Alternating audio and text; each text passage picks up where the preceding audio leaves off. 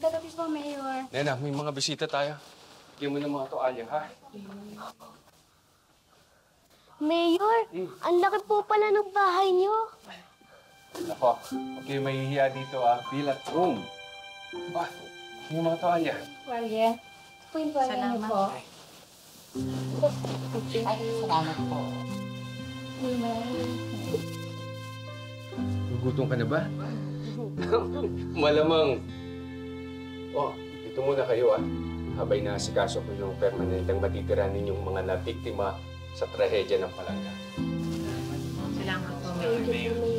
Nako, walang anuman. Alam ko naman mabigat yung mga nangyari sa inyo.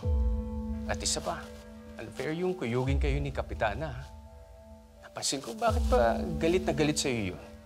Ano ba pinagmulan nito? Kasi po... Matagal na po kasing galit si Kapitana Babes kay Aling Alma, Mayor. Siguro po dahil nauungusan siya. Palibhasa po, mas marami pong nagagawang mabuti si Aling Alma sa sitio namin kaysa kay Kapitana. Opo, Mayor. Tama po yun. Kaya yun na yun. O Romel, ikaw na bahala sa kanila, ha? Ipakita mo kung saan yung mga kwarto nila. Okay, Mayor. Papahanda ako na lang kay Neng. So, Mayor, hindi pa tayo. Saan tayo? Teka lang, tawagin ko lang si Ate Nena. Ate Nena, ha? Pakituro nga. Ate Nena na lang. Tara, pakituro sa kanila yung kwarto. Ready na ba tayo?